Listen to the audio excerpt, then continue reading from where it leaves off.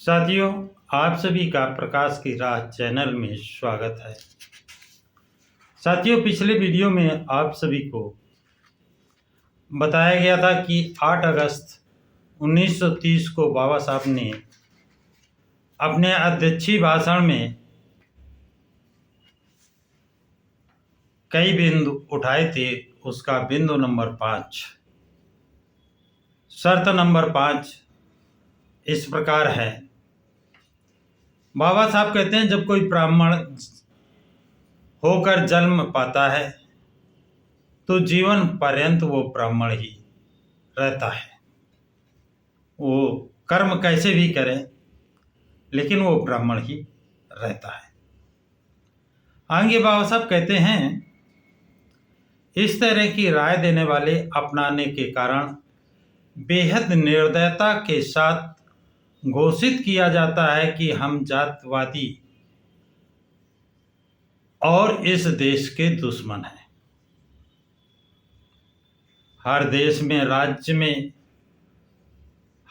में राज्य के शासन के सभी सूत्र पढ़े लिखे वर्ग के सुपुर्द होते हैं और कांग्रेस वाले ये कहते नहीं थकते हैं कि सामर्थ्य शासन के लिए ये जरूरी भी है।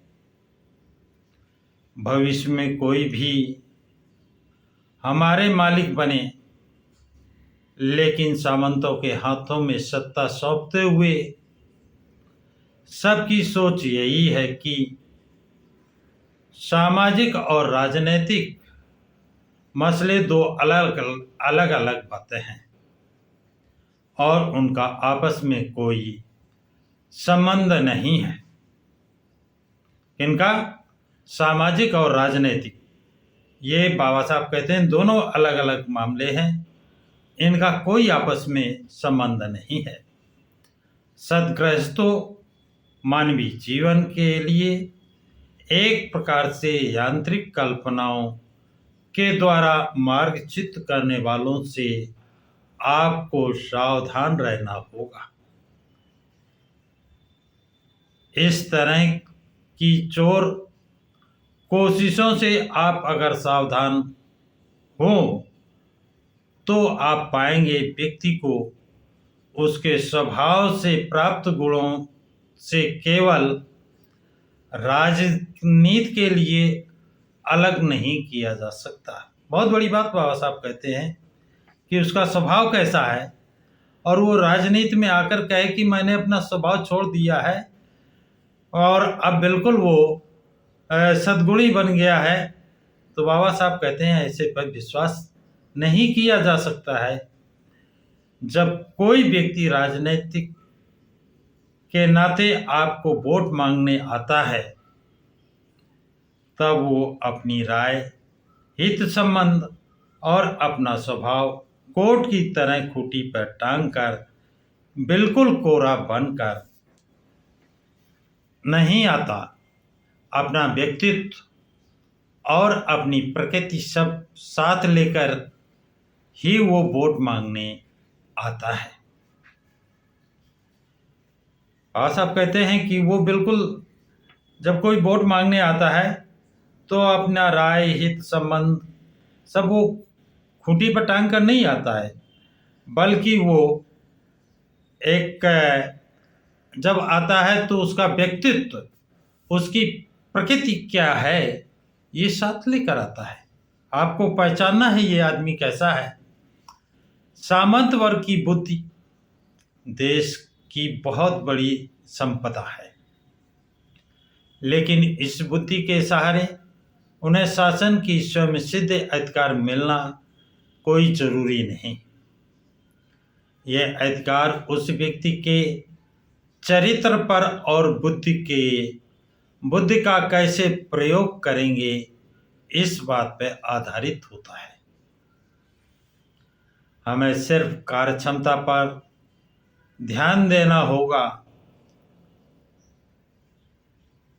ऑडिशन कहता है कि किसी की बुद्धि से समाज का किस तरह का हित या अहित हो रहा है, इस बात की फिक्र किए बगैर जब लोग उनकी योग्यता के बारे में आदर पालने लगें तो समाज के लिए इससे बड़ी घातक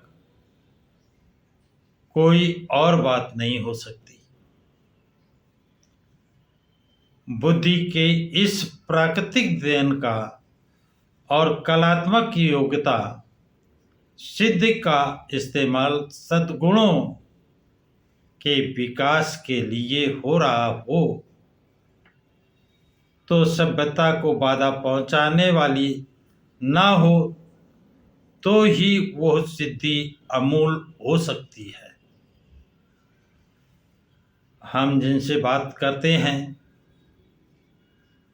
उनके मन का रुझान और उनकी मानसिकता का ठीक ठीक व्यक्तित्व के आकर्षण के कारण सोचने के बाद तिरस्कार करने योग्य व्यक्तियों के जाल में हम फंस सकते हैं।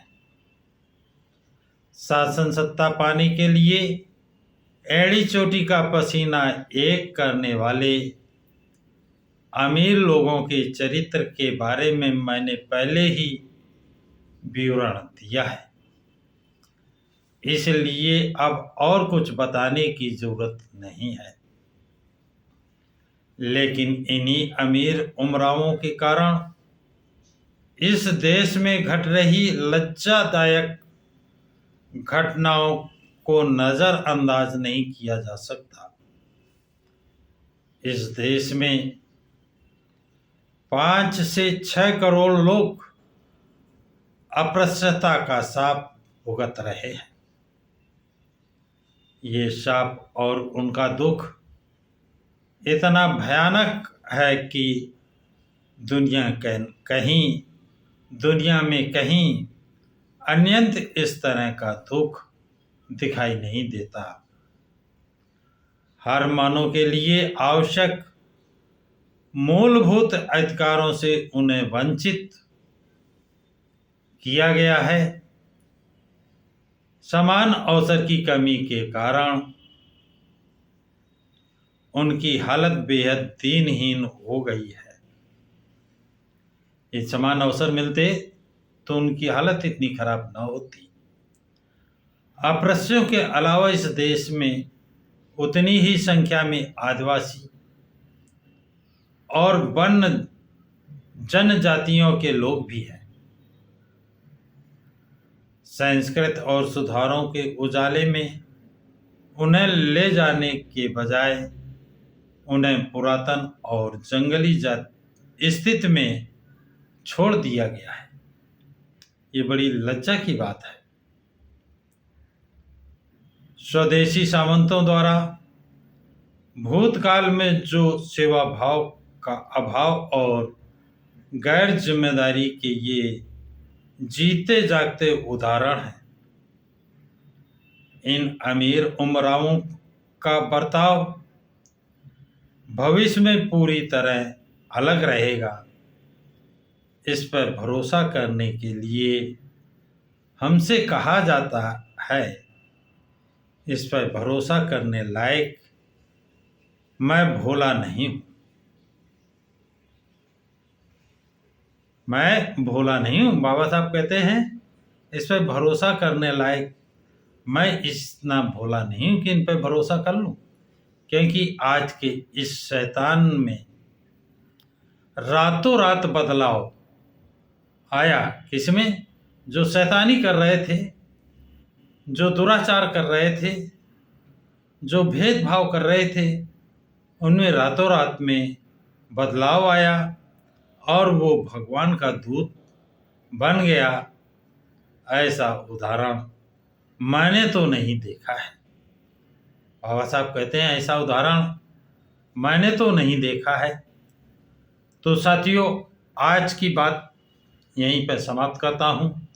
ये जानकारी आपको कैसी लगी कमेंट्स बॉक्स में ज़रूर लिखें, और ये जानकारी आपको अच्छी लगी हो तो लाइक शेयर सब्सक्राइब ज़रूर करें।